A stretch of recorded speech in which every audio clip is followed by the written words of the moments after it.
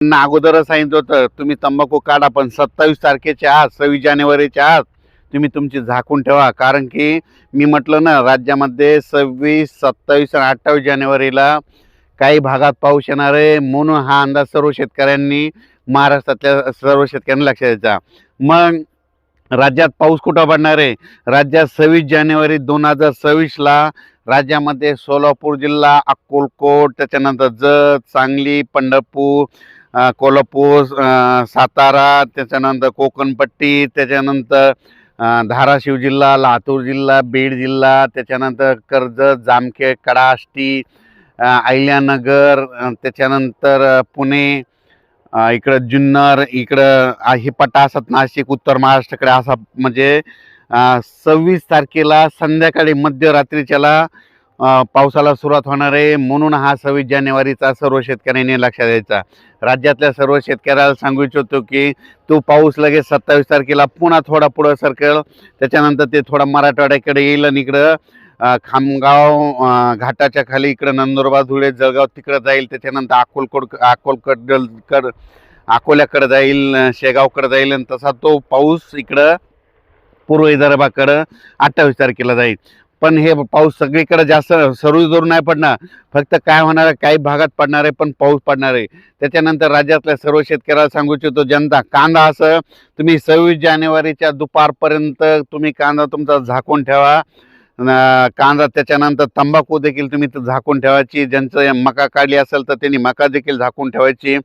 तूर शेतकऱ्यांना सांगू इच्छितो की तुम्ही तुमचं आणखीन 2-3 दिवस तुम्हाला शिल्लक आहे. 26 जानेवारीच्या दुपारपर्यंत वेळ आहे, तुम्ही तुरीचं खळं करून घ्या, नसता झाकून ठेवा, म्हणून हा अंदाज लक्षात घ्या. नसता हार्वेस्टरनं काढून घ्या, म्हणून हा अंदाज. कर्नाटकच्या शेतकऱ्यांनी, महाराष्ट्रातल्या शेतकऱ्यांनी हा अंदाज लक्षात घ्यायचा. कारण की राज्यात खराब वातावरण, मी म्हणलं होतं ना, जानेवारीच्या शेवटच्या आठवड्यात राज्यात खराब वातावरण होणार आहे. अगोदरच मी कल्पना दिली होती. 26, 27, 28 दरम्यान राज्यात पावसाचं वातावरण होईल असं सांगितलं होतं. मग राज्यात पुन्हा परत शेतकऱ्याचे फोन आले की राज्यामध्ये ह्या पावसामध्ये गारपीट होईल का? तर राज्यातल्या सर्व शेतकऱ्याला सांगू इच्छितो, ह्या 26, 27, 28च्या दरम्यान 27 तारखेला मात्र राज्यात तुरळक ठिकाणी, म्हणजे क्वचित, म्हणजे काही ठिकाणी थोडंफार गारपीट होण्याची शक्यता आहे. पण ती कुठं होते तुम्हाला एक सांगतो. गारपीट, पहिली गोष्ट शेतकऱ्यांनी एक लक्षात घ्यायचं, ह्या गारपीटवर अभ्यास करण्यासाठी मला 15 वर्ष गेले. तर गारपीट कुठं होती, तर तुम्हाला सांगतो की एखादी समजा डोंगर असं, तर एखाद्या डोंगरावर गारपीट होणार, पण त्या डोंगराच्या बाजूला काळीची जमीन असेल तर तिथं गारपीट होत नाही. झाली तरी बोरा एवढले होते. म्हणून हे गारपीटीचा अंदाज सर्व शेतकऱ्यांनी लक्षात द्यायचा. एखादी नदी जर असं, त्या नदीच्या बाजूला इकडून 1 किलोमीटर, डाव्या साईडने 1 किलोमीटर, उजव्या साईडच्या 1 किलोमीटरच्या परिसरामध्ये त्या पट्ट्यामध्ये गारपिटीचं होत असते आणि भविष्यात होणार, हे कायमचं वयमध्ये लिहून ठेवा.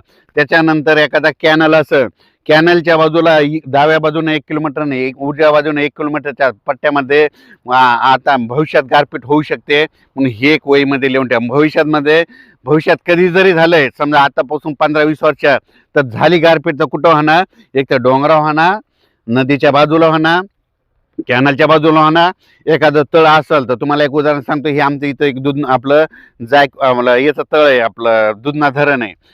तर त्या धरणाच्या बाजूला चारी बाजूनं 1 किलोमीटरच्या अंतराने गारपीट होते. हे कायमचं लक्षात घ्या. म्हणजे हे तुम्हाला कोणत्याही गारपीट तज्ज्ञाला विचारा, तुम्हाला कोणता तज्ज्ञ सांगणार नाही, पण ह्या गारपीटीवर मला 15 वर्ष अभ्यास करायला गेला. नेमकी गारपीट कुठं होते त्याच्याबद्दल सांगितलं. जिथं जिथं काळीची जमीन असते तिथं गारपीट होत नाही. झाली तरी मात्र बोरा एवढेली होते, म्हणून हे लक्षात यायचं. अशी मोठी लिंबासारखी होणार नाही. पण ह्या उद्याच्या पावसामध्ये, म्हणजे 26, 27, 28च्या दरम्यान राज्यामध्ये काय होणार आहे, तुरळक ठिकाणी हे जे पट्टा आहे तुम्हाला सांगू इच्छितो. इकडं कोल्हापूरपासून कर्जत, जत, सांगलीचा हे असा पट्टा, अहिल्यानगर आणि असा जळगाव, जामोदपर्यंत हे जे पट्टा आहे, ह्या पट्ट्यामध्ये कोणत्या तरी भागात तुरळक ठिकाणी गारा पडलेल्या अशा, म्हणजे काही गावातच दिसतील, 1-2 ठिकाणी दिसतील, म्हणजे म्हणतील की ह्या ठिकाणी गारपीट झाली, असं थोडं अंशतः सांगण्यात येईल. सगळीकडे पडणार नाही, त्याच्यामुळे काही चिंता करायची गरज नाही. म्हणून हा अंदाज सर्व शेतकऱ्यांनी लक्षात घ्यायचा. आणखीन एक शेतकऱ्याला सांगू इच्छितो, दरवर्षी आपल्या महाराष्ट्रामध्ये तुम्ही काय करा, एक वहीमध्ये लिहून ठेवा. यापुढे कोणाला विचारू नका. तुम्हाला एक सांगू इच्छितो, दरवर्षी आपल्या महाराष्ट्रात, म्हणजे आपलं महाराष्ट्रासहित मध्य प्रदेश, मध्य प्रदेश, महाराष्ट्र, छत्तीसगड, तेलंगणा, आंध्र प्रदेश, इकडं कर्नाटक, ह्या 4 राज्यातल्या सर्व शेतकऱ्याला सांगू इच्छितो, तुम्ही गारपिटीची वर्षानुवर्षीची तारीख लक्षात घ्या. तुम्हाला कोणता तज्ज्ञ सांगणार नाही. दरवर्षी ह्या 4-5 राज्यामध्ये 22 फेब्रुवारी ते 10 मार्च त्या 20 दिवसामध्ये काही भागात गारपीट होते. हे मात्र कायमचं वहीमध्ये लिहून ठेवा. तुम्हाला कोणता तज्ज्ञ सांगणार नाही. हे स्वतः अभ्यासानुसार तुम्हाला सांगू इच्छितो. म्हणून हे मग ही गारपीट कशामुळे होईल, मला बऱ्याच शेतकऱ्याचे मेसेज आले, तर त्यांना सांगतो आतापर्यंत 2020 पर्यंत आपल्या गुजरातच्या पलीकडे अफगाणिस्तान आहे. त्या अफगाणिस्तानचं बाष्प म्हणजे तिथलं सोप्या भाषेत सांगतो ते आभाळ आपल्याकडे कधीच येत नव्हतं. पण काय झालं, ह्या 2020 पासून 2020च्या नंतर आपल्या महाराष्ट्रामध्ये तापमान वाढले. म्हणजे जानेवारी फेब्रुवारीमध्ये तापमान वाढतं. तापमान वाढल्यामुळे हवेचे कमी दाब तयार होतात. कमी दाब तयार झाले की वारे जास्त दाबाकडून कमी दाबाकडे येत असल्यामुळं तिकडलं बाष्प जे बाष्प होतं ते काय व्हायचं, म्हणजे अफगाणिस्तानहून कराचीहून पाकिस्तानहून हरियाणा, पंजाब, उत्तर प्रदेश, काश्मीर, त्याचा हे प्रवास तसा होता. पण ह्या 2020 पासून काय झालं, आपल्याकडे ऊन तापायले जानेवारी फेब्रुवारीमुळं. मग ते बाष्प आपल्याकडे खेचल्या चाललंय. त्याच्यामुळे आपल्या महाराष्ट्रात गारपीट वाढली. आणि गारपीट हे कमी करायचं असेल तर महाराष्ट्रातलं तापमान कमी करावं लागेल, इतर राज्यातलं तापमान कमी करावं लागेल. तापमान कमी करायचं तर झाडं लावावं लागतील. झाडं लावा, पृथ्वीचं तापमान कमी करा. जोपर्यंत तापमान कमी होणार नाही, आता पहिलं तुम्ही बघा 10 वर्षापूर्वी आपल्या महाराष्ट्राचं तापमान होतं 40, 38, 39, 40 अंश. आता 47 अंशापर्यंत गेलंय.